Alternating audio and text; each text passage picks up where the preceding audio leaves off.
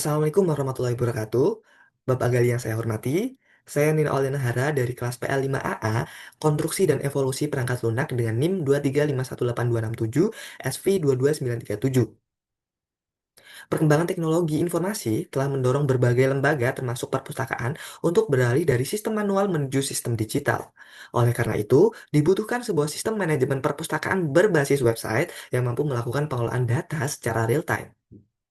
Admin Perpus hadir dengan berbagai fitur yang menjawab permasalahan tersebut, mulai dari pengolahan data kunjungan, buku, request buku, anggota, serta transaksi peminjaman dan pengembalian buku. Dikembangkan menggunakan tech stack Laravel sebagai backend dan juga Vue.js sebagai frontend dengan pendekatan DevOps melalui CI/CD, Docker, monitoring container, serta pengujian keamanan OWASP Z. Saat ini saya akan mendemonstrasikan website admin Perpus dengan menjalankan Docker Compose App. Karena untuk front-end dan back-end-nya sudah dimasukkan ke dalam environment Docker bersama dengan kontainer lainnya.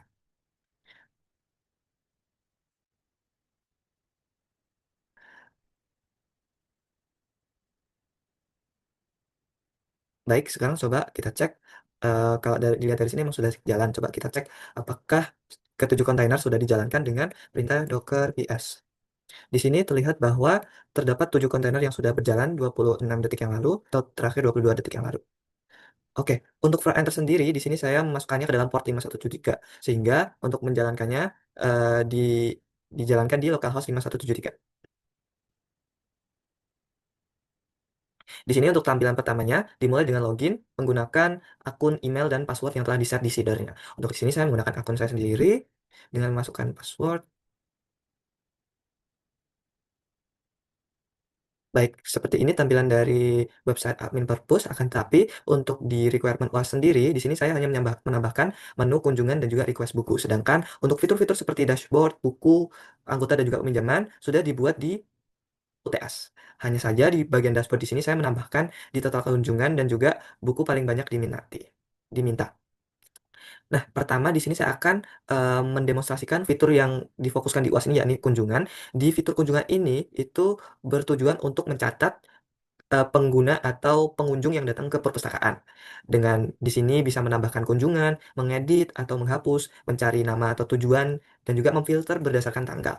Untuk demonstrasi pertama, kita coba dengan menambahkan kunjungan. Nah, untuk kunjungannya di sini bisa ditambahkan berdasarkan tamu non-member yang tidak terdaftar di member atau dengan cara menambahkan tamu yang ada datanya itu sudah ada di member. Misalnya di sini saya menambahkan kunjungan berdasarkan member yang sudah terdaftar. Maka tidak perlu memasukkan nama pengunjung dan juga untuk waktu kunjungan di sini di-set berdasarkan waktu saat ini. Tujuannya tinggal diisi dan datanya akan otomatis masuk di sini di bagian atas. Kemudian kita bisa memfilter berdasarkan tanggal, misalnya tanggalnya kita mau melihat tanggal 16 aja.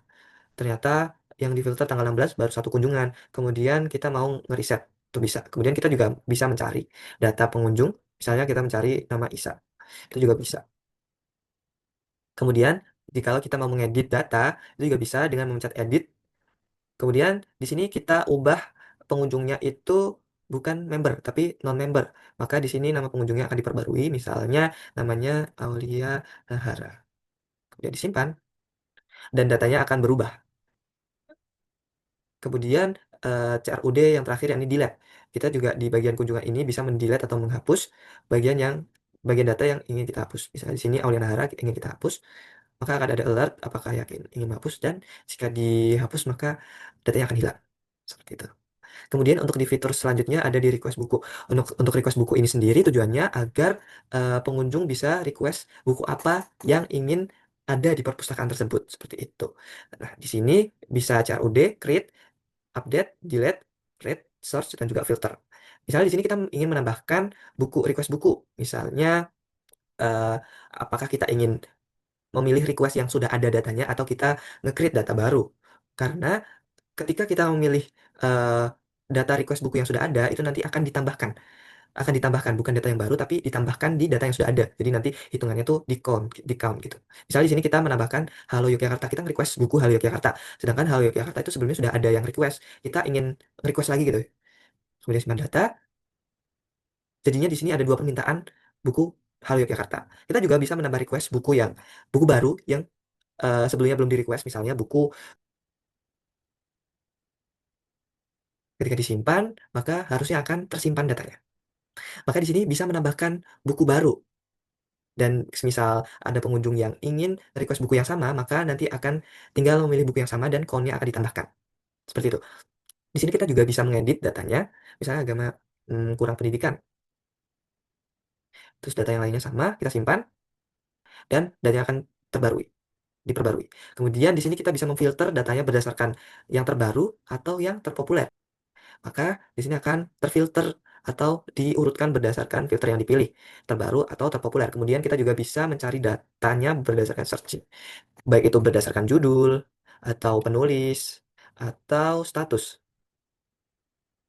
Terakhir, kita juga bisa menghapus data dan datanya pun terhapus. Terakhir, kita bisa logout dari website admin perpus. Dan ketika logout, maka akan kembali ke halaman login. Untuk monitoring, digunakan cAdvisor untuk scraping data, yang mana di sini data-data seperti CPU, kemudian memori, dan juga network, itu di scraping dari cAdvisor. Baik itu dari data-data backend, frontend, Nginx, DB, Grafana, Prometheus, dan seterusnya.